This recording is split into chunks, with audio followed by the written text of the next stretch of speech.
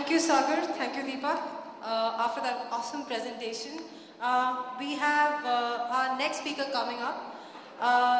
She has been part of ThoughtWorks for more than a year now, and she's been infected by the Agile and Lean virus, as all of us at ThoughtWorks are. She has been in the industry for more than 11 years, and she's worked on open source tools as well as commercial automation tools. Apart from that, she has interest in traveling and adventure sports. Ladies and gentlemen, presenting Ashwini. So this is taking some time. So myself, Ashwini Malthankar, I'm a quality analyst at ThoughtWorks, and I'm here present on the topic effective use of continuous integration by QA. So let's just wait for the presentation to show up. Welcome you all once again. This is for the first time I'm attending this vodQA testing for Spirit. And the topic is this, effective use of continuous integration by QA. And what I'm going to cover in this is this, the problem statement, all about continuous integration and how do we use continuous integration for reliable builds. And the case study, I'm going to go through large-scale distributed application, agile application. I'm going to talk about open source as well as the commercial tools. Problem statements, I want all of you to help me define the problem statement. I have the problem statement, but I want all of you to be part of this problem statement. So before I move on to the next slide, I would like all of you to do a small thought exercise, I would call it. And the scenario is something like this.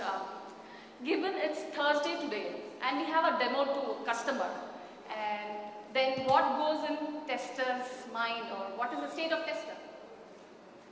You all can help me out in defining 3 keywords which come to your mind when you think about this particular scenario. I can help you out, but I want all of you to think over it for 30 seconds and just give me 3 keywords which you think come to your mind every time when you think about. Given that it's yeah? Reliability in terms of? Okay, functionality, okay. What else? Environment, okay, yeah, that's a good one.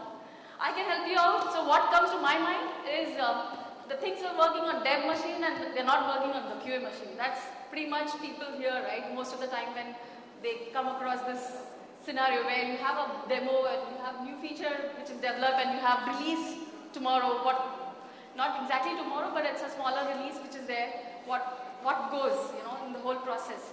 So this typically happens in day-to-day life. Build is something which is a keyword which I think is the keyword for any regression testing or exploratory testing or any of the performance testing. What else? I want all of you to come across and come up with maybe 1 or 2 more so that we can define what is the problem statement. So environment is 1, build is 1, sustainability, reliability is 4th one. What else can you think of? It's the Facebook app which we've developed and it's going to be available. So and the thing is you have to deliver it. You have a showcase. It can be hello here. Yeah. It can be robustness. Robustness, okay. All of this is, unless you have built, can you do any of these? Consistency. Okay. Yeah. So, according to me, this is what is the problem statement. Identifying a good build for demo or release is the problem which most of us we face in day-to-day testing, right? And again, as you said, it's the environment which matters a lot. We have various OSs to test, we have various application servers to deploy on, we have different browsers, different versions, different databases maybe in some cases. So all of this it cannot be done manually, or even if you have automated tests, can you manually trigger all of that? If you're doing that, you're pretty much doing the whole end-to-end and doing pretty much manually, right? So this is the problem statement which according to me is there. And why is it important to solve this problem statement? Again, continuous availability of build is something which we all agree upon. So constant availability of build is something which we want to achieve as a part of the testing. So moving on, so before I come to this continuous, why is it helpful? I would like to take you through what is continuous integration. How many of you have used continuous integration? Okay, what are the tools generally you have used? Quality center. Yes. If I'm talking about total end-to-end test management as well as what you talk about here, it does fit in the bill. Okay. Mostly cruise control. Cruise control. Okay, you've used cruise control. So yeah. So just to give you a brief introduction about what is continuous integration. So developer checks in the code and the code is available for the unit testing, functional testing. You have performance testing, all of that can be done on this server, which will help you automate end to end, right? So this is the cycle which goes on. Developer checks in, it's available for the QA to take. But what is important is it has to be tested, tested before giving it to the QA. Otherwise, they will end up doing the same manual testing and then finding out there are problems in the installer or problems in the deployment. All those problems can be resolved, right? So this is a representation of Go. Go is ThoughtWorks tool for continuous release management, not just continuous integration, but release management. And so the feed to Go server is you have version control system, which is your repository, code repository, and that's feeding into the Go server where you have different agents. Agents are nothing but you can have virtual machines, you can have your physical machines there, and each agent can take different tasks. I'll explain you in detail as we move on. So these agents can have different OSs as well. So it does the resource management, it does the machine management sharing. All of that is taken care of by Go. So there are other tools which I'll talk about it later in my presentation. So how does the pipeline look? You have a pipeline, specifically in terms of Go, you have a pipeline, you have, in that pipeline you have stages. So once you get code, you need to have those binaries and you need to have the installers ready. So that can be done in one job, and then it can be smoke tested, it can be unit tested, then it goes to the functional testing, and then it can go to the performance before the pre-production. So all that can be done in one pipeline, and you can have, depending on your scale of the project or a product, you can go for multiple pipelines. So where does this whole continuous integration fits in your project or product development process? So this is how the project or product development looks from the top view. You have master story list, you have test cases, you have design, all of that is on the left hand side, and you have reports somewhere, and you have coding, all the code residing on continuous integration server. You have backend testing, you have stubs for all of that testing on the right hand side, and continuous integration is sitting right there for doing all of this, putting it together. Just to flip that and put it in this different tool set. On the left hand side you have Mingle, which is again a ThoughtWorks product for project management.